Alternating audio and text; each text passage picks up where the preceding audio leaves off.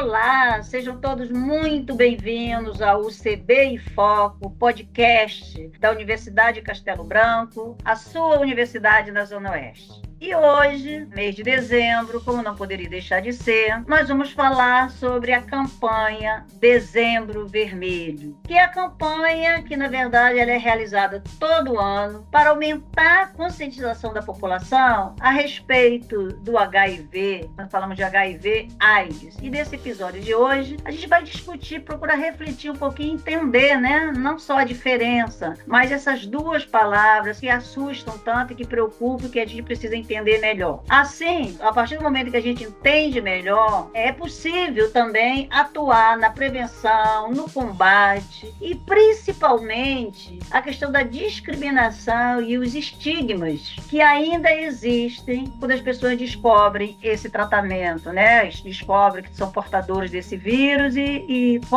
iniciam o tratamento. Mas, para falar sobre esse assunto, para ajudar a gente a entender melhor, a Universidade Castelo Branco convidou hoje um profissional, um médico querido, conhecido da gente, um especialista com uma trajetória maravilhosa do mercado, que é o professor Edmilson Migovski. Doutor Edmilson é doutor em Ciências Infecciosas e Parasitárias, mestre em pediatria e é também especialista em gestão de saúde. Doutora Edmilson, seja muito bem-vindo. Eu gostaria primeiro que o senhor se apresentasse, falasse um pouquinho para quem está nos ouvindo, antes da gente começar a discutir essa campanha, esse assunto de tanta relevância para a população. É um prazer estar aqui com você nesse podcast da Universidade de Castelo Branco, né, que fica em Realengo. É muito familiar, porque eu sou nascido e criado em Realengo. Então, essa estrutura da Castelo Branco em Realengo foi meio que meu, entre aspas, quintal da minha casa. Meu nome, para quem não me conhece, você me apresentou, é Edmilson Migovski. Eu sou médico da UFRJ, há 4 décadas de formação médica, mais de 3 décadas como professor da UFRJ, onde eu fiz toda a minha formação. E, obviamente, as doenças infecciosas, elas me atraem muito. Eu sou muito ligado, porque são enfermidades que podem assumir diferentes quadros clínicos, mas que quando você aborda com eficiência, precocidade, trabalhando na prevenção, você minimiza dor, sofrimento, sequelas, internações e mortes, que é o meu principal motivo, né? Meu principal foco em termos de atividade médica é trabalhar com prevenção e promoção de saúde. Muito bem. Doutora Edmilson, quando a gente fala na campanha Dezembro Vermelho, né, que surgiu lá em 1988, quando o Ministério da Saúde, na verdade, começou a seguir as orientações da ONU, no sentido de criar esse Dia Mundial contra a AIDS e o HIV, né, que aqui no Brasil é celebrado, eu acredito que mundialmente, no dia 1º de dezembro. O que as pessoas que estão ouvindo pra gente, eu gostaria que vocês, assim, pensar a diferença entre AIDS e HIV. Fala um pouco pra gente.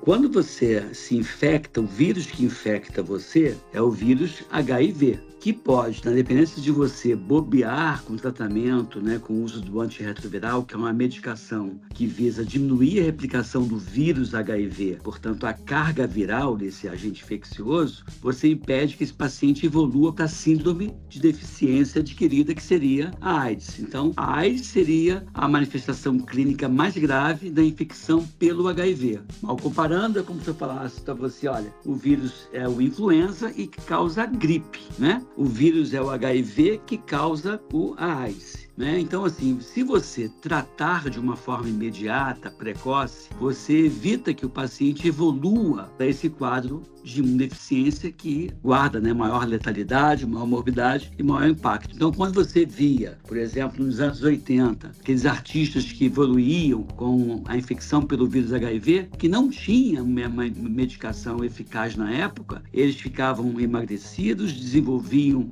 infecções de toxoplasmose, cândida, tuberculose, ou seja, infecções que normalmente não iriam se manifestar, acabavam por conta da infecção pelo HIV causando a imunodeficiência se manifestando e aquela pessoa acabava morrendo. Então, aquele estigma que a gente tem em mente, né, dos problemas do HIV é a AIDS, que cada vez mais, graças à medicação imediata e à medicação rotineira, vem fazendo com que a doença causada pelo HIV seja uma mera, entre aspas, infecção, sem causar a síndrome da imunodeficiência. Esse esse objetivo, de você testar precocemente para tratar, evitando a AIDS, né? Excelente informação. Agora, doutora Edmilson, um ponto que eu considero interessante a gente refletir nesse momento. Eu acho que, primeiro, que saúde não deve ser... Agora a gente tem esses meses de conscientização, todo mês uma cor representa a atenção, as campanhas de conscientização em relação às doenças, a prevenção de uma forma em geral. Mas eu acho que o senhor falou a palavra-chave, prevenção. Principalmente os jovens que estão ouvindo a gente, não só os jovens, toda a população hoje que é sexualmente ativa, né? Qual é a melhor forma de prevenir? É interessante que você fala dos jovens, né? Porque até houve uma forma de comunicar meio equivocada no meu entendimento, porque quando você fala que o fato da infecção pelo HIV ter tratamento, as pessoas estão confundindo o tratamento com a cura. Tem tratamento, mas ainda não tem cura. Por isso que você não pode sair bobeando. E aí a prevenção, ela é, obviamente, o uso da camisinha, que é a mais tradicional, mais segura, mais barata, mais interessante. Só que, infelizmente, é usual as pessoas até colocarem camisinha no primeiro encontro, lá para o segundo, terceiro encontro. Isso já é um atestado de soronegatividade, não só para o HIV, mas para outras infecções sexualmente transmissíveis. E aquele casal, aquelas duas pessoas abandonam o uso da camisinha, como se o fato de gostar, amar e confiar já fosse suficiente para trazer uma negatividade. Não é bem assim. Eu cansei de ver pessoas muito bem, obrigado, aparentemente, e que estavam com HIV que contaminaram os seus companheiros e as suas companheiras. Por isso, assim, a forma mais eficiente é o uso da camisinha. Se porventura uma dessas pessoas for positiva para o HIV, existe a abordagem de um tratamento antirretroviral, não só para a pessoa que já está infectada, como também para a pessoa que transa com essa pessoa que está infectada e ela não sendo infectada. Então, por exemplo, o João está infectado, eu vou tratar o João e vou tratar a Maria, mesmo que a Maria seja negativa. Então, com essa abordagem do casal, inclusive a medicação que o Ministério da Saúde disponibiliza, o risco de transmissão do HIV, do vírus, ele é muito próximo de zero, porque como essa medicação baixa a bola da replicação do vírus, o vírus fica não detectável em boa parte dos casos. Então, se eu não consigo detectar esse vírus com os exames complementares mega sofisticados, é pouco provável que essa pessoa esteja eliminando no seu sêmen, nas suas secreções, o vírus HIV, tornando, então, essa medida associada à camisinha como a medida bem interessante na prevenção da transmissão do HIV. Olha que informação interessante. Agora, quando a gente fala de camisinha, né, de preservativo, doutora Edmilson, é importante lembrar que você tem o preservativo tanto masculino como feminino, né? Exato.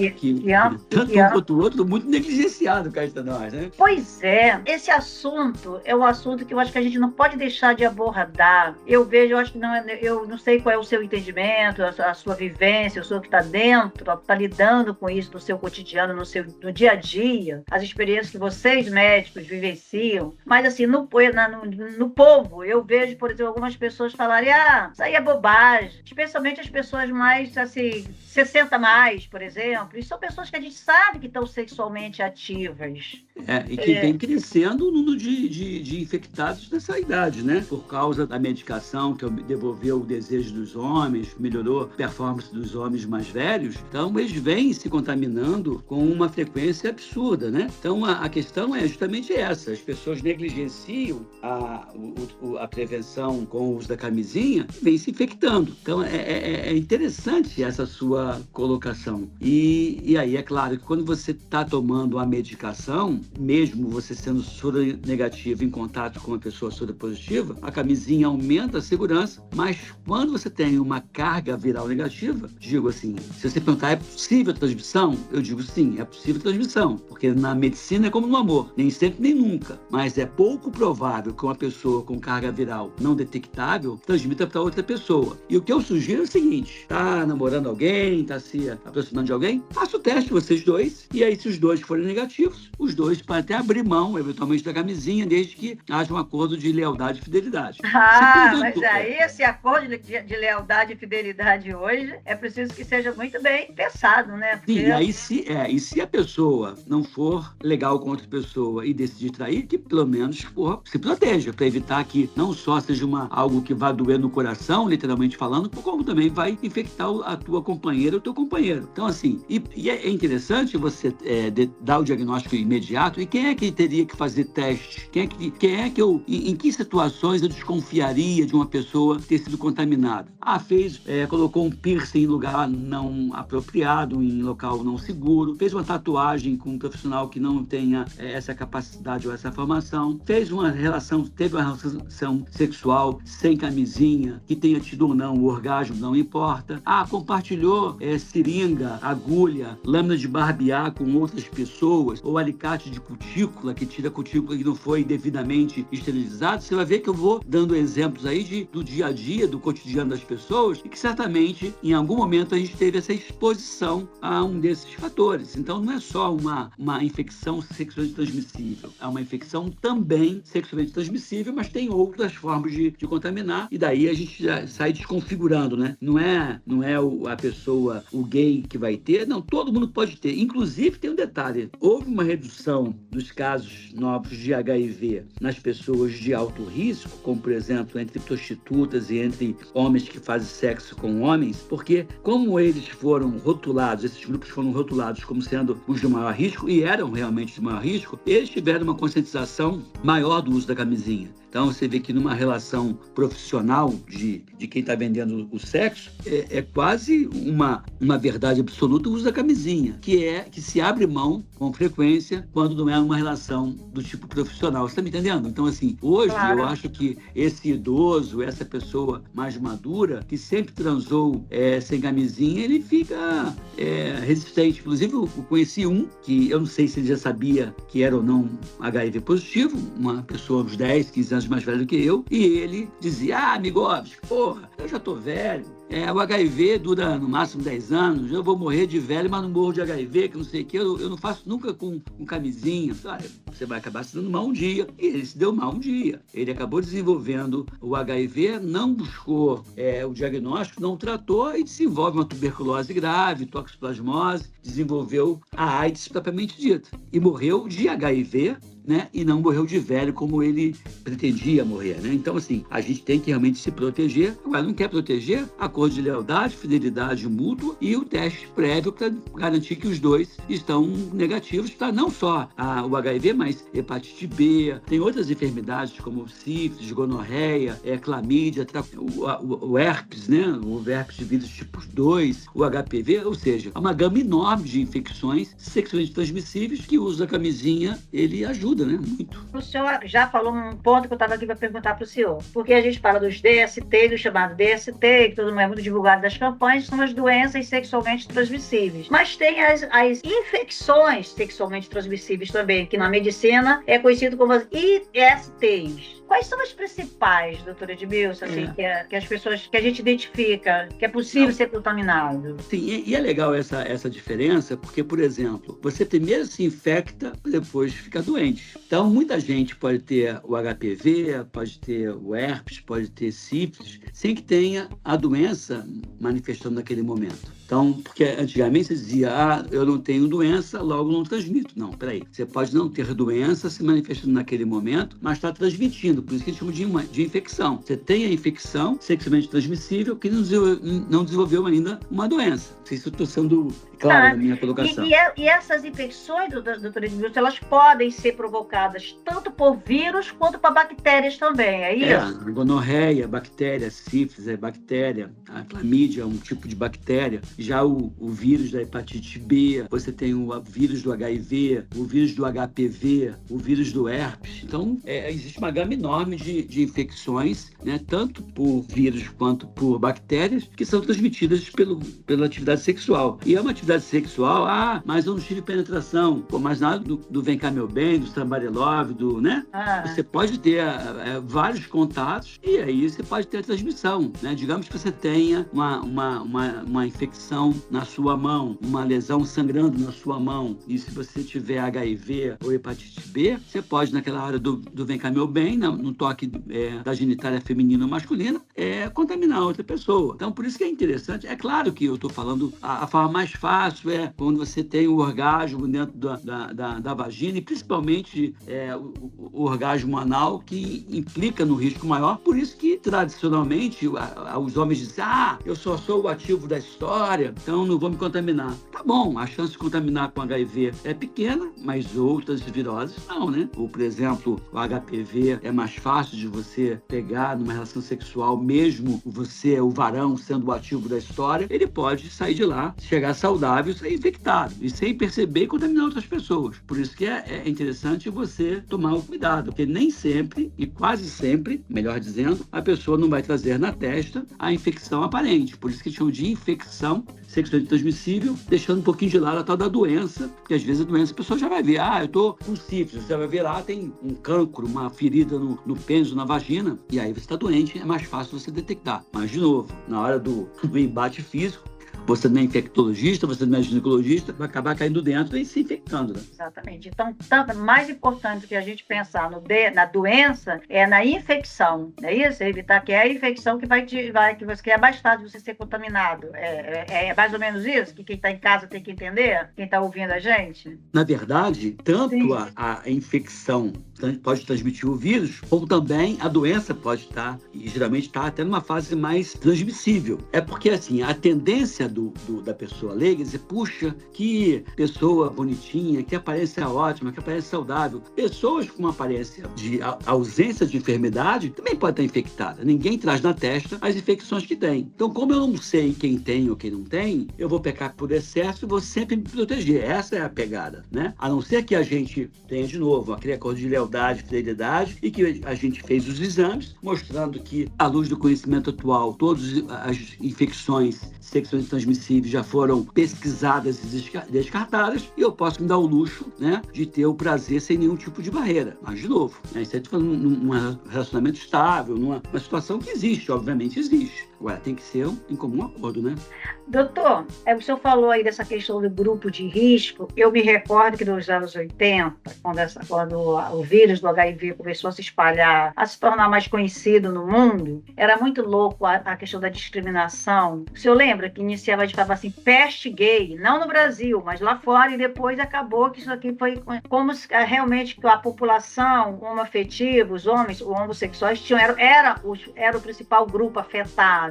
E logo se entendeu que não é bem assim. E um pode contaminar, isso vira uma cadeia que exige, de fato, um cuidado e uma prevenção séria, não é isso? É proteção sem olhar a quem, né? Ou com quem. Essa que é a verdade. E é por isso que você observou entre aquelas pessoas ditas de comportamento de maior risco, uma redução, porque houve essa conscientização que foi muito dura para esse grupo, porque, obviamente, estava caindo gente de todo que é lado nesse momento. Hoje, o HIV, se você perguntar quem é o grupo de risco, vou dizer para você sem medo de errar. O grupo de risco é quem respira. Ou seja, se você respira, é claro que algumas pessoas... Ou seja, todos nós podemos correr risco. Todos nós, desde de uma manipulação com um alicate contaminado numa manicure, numa pedicure, como também numa agulha ou numa seringa contaminada, ou numa lâmina de barbear, que as pessoas às vezes insistem em compartilhar. Então, assim, você vê que, fugindo da questão sexual, existem outras formas não sexuais de transmissão, não só do vírus do HIV, mas também de outros vírus, como a hepatite B, né? Sangue contaminado. A gente viu recentemente uma situação onde receptores de órgãos foram contaminados por causa do doador ser positivo, e o teste não foi feito, ele nem trazia na testa esse problema. Então, existem várias formas, por isso que é importante a gente trabalhar a prevenção na sua totalidade. Agora, doutor, tem uma questão hoje que eu acho que faz parte também dessa campanha Dezembro Vermelho, né? Que mais, assim como prevenir, dar atenção, assistência às pessoas portadoras desse vírus ou às pessoas já doentes, já que já estão com a doença.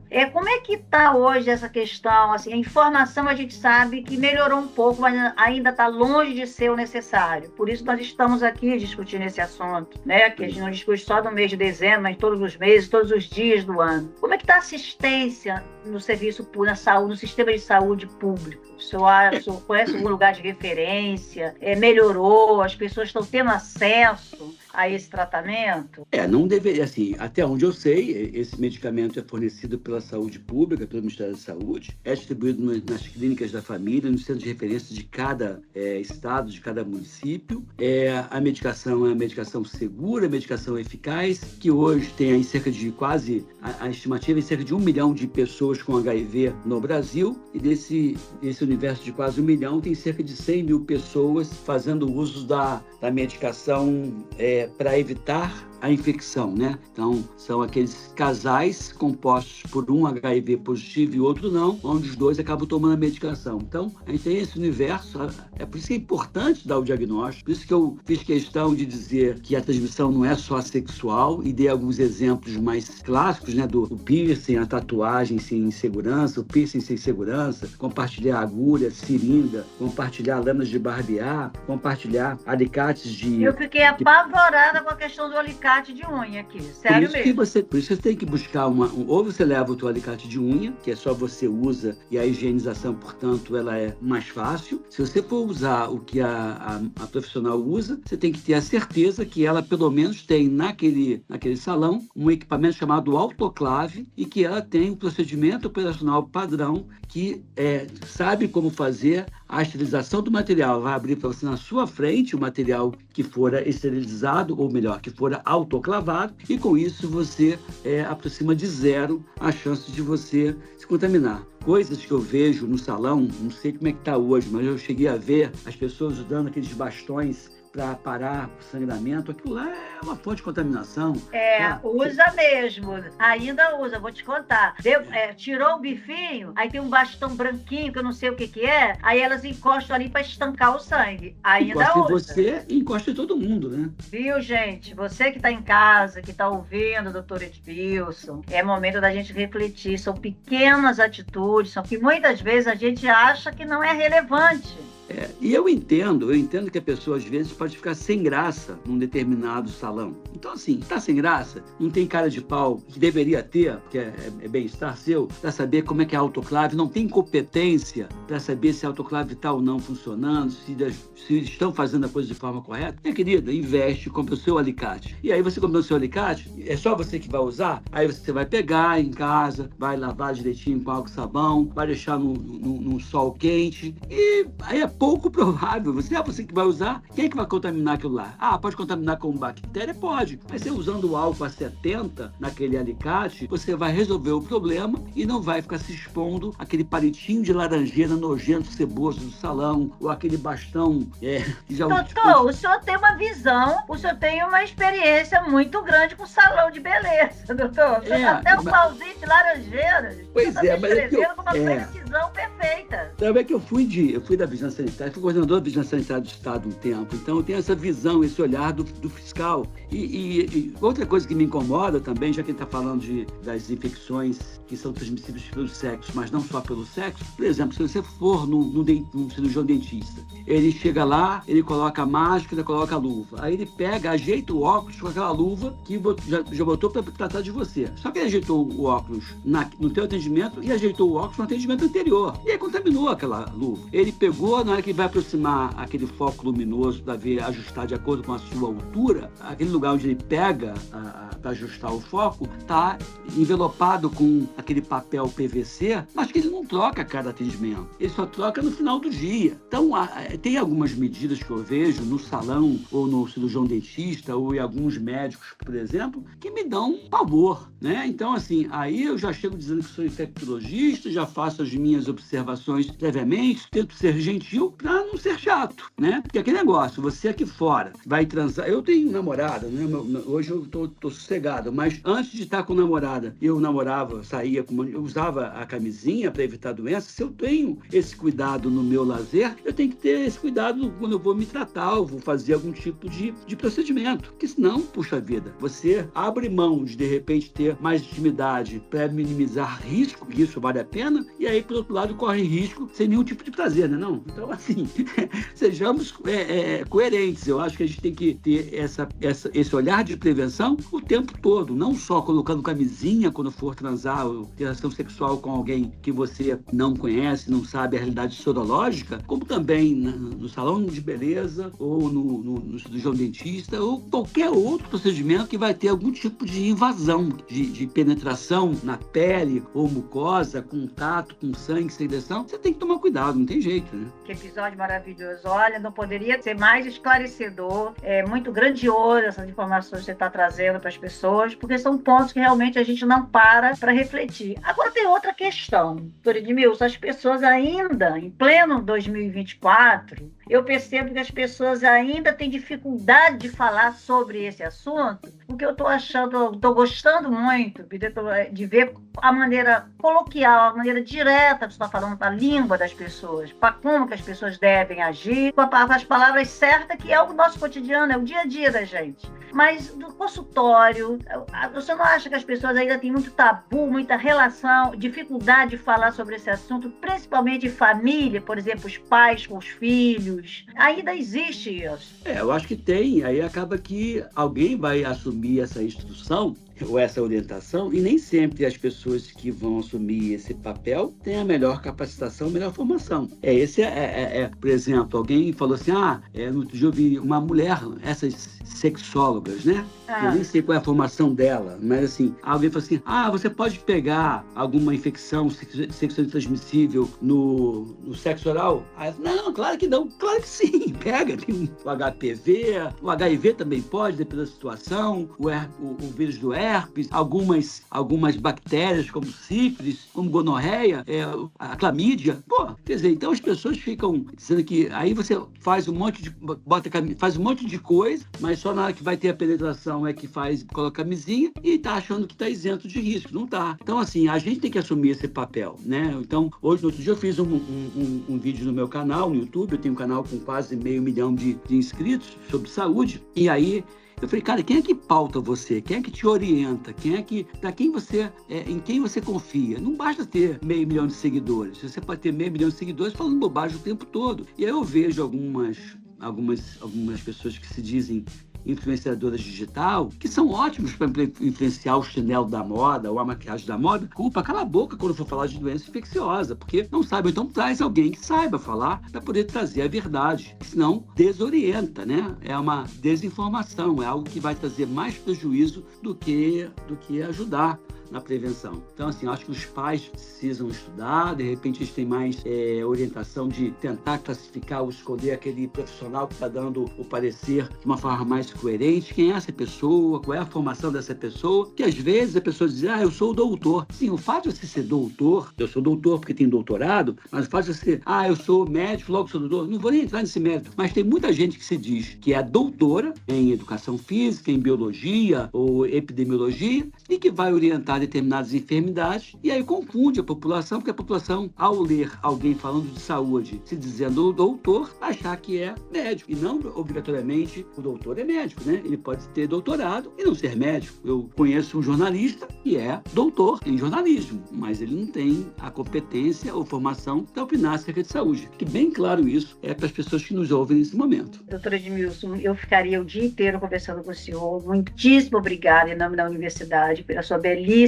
contribuição. Então, fecha com essa sua orientação e dá o seu canal. Quem quiser saber mais sobre o senhor, quem quiser aprender mais, aonde ele encontra, deixa o link do seu canal que a gente vai disponibilizar junto com o link desse podcast. Mas fecha essa nossa conversa. Eu já estou sentindo falta, já vou fazer o convite para você voltar outras vezes. Mas fecha a nossa conversa deixando a sua mensagem, o seu canal e aonde que a gente pode te encontrar para poder obter mais informações tão preciosas como essas que você deixou aqui pra gente nesse dezembro vermelho. Eu tenho um Instagram, né, que é o Edmilson com I, né? Edmilson. E é Migovski, viu, pessoal? Não falei de Migovski. Migovski, é M-I-G-O-W-S-K. E se você colocar M-I-G-O-I-W, já vai entrar lá o Migovski. Tem um Instagram e tem um canal no YouTube que também é esse mesmo nome. Também tem um outro canal que é o Dr. Migovski. E a mensagem final, assim, a gente está gravando esse vídeo agora, esse podcast agora em dezembro, que fique claro o seguinte: eu quero ter mais saúde, eu tenho que colocar em prática o que a gente chama de os pilares da medicina do estilo de vida. São 6 pilares originais, segundo Harvard, de 2004, portanto tem 20 anos esses pilares, e um sétimo pilar que eu, Edmilson Migovski, ousei criticar Harvard e propor um sétimo pilar. Então, quais são os 6 pilares originais e qual é o pilar complementar? Então, dormir bem, comer bem, atividade física, gerenciar estresse. Estou anotando. Começa de bons novo, eu estou relacionamentos, anotando aqui. Bons relacionamentos, não abusar de drogas lícitas ou não. São 6 pilares originais de Harvard. E o sétimo pilar, que é a saúde oral. Sem saúde oral, você compromete os outros pilares. Então, esses 7 pilares, eles conversam, eles dialogam entre si. É muito importante colocar os 7 pilares em dia. Vou repetir para ficar bem claro. Dormir bem, comer bem, atividade física, gerenciar estresse, bons relacionamentos, não abusar de drogas, seja lícita ou não, e a saúde oral. Coloque isso em prática e você vai ficar cada vez mais distante das farmácias, dos hospitais e dos exames complementares. Isso vai fazer com que você, se aproximando mais da academia e de uma boa cama, você vai ficar mais distante dos doutores que, às vezes, não orientam essas coisas que são fundamentais para quem quer realmente ter uma vida melhor. Muito obrigada, doutora Edmilson. Este foi o UCB em Foco, podcast exclusivo da Universidade de Castelo Branco, disponível na sua plataforma de áudio preferida. Esse episódio contou com a participação e direção de áudio de Bruno Silento, e eu, Elza Calazans, agradeço a sua participação, a sua audiência. Muito obrigada e até o próximo episódio.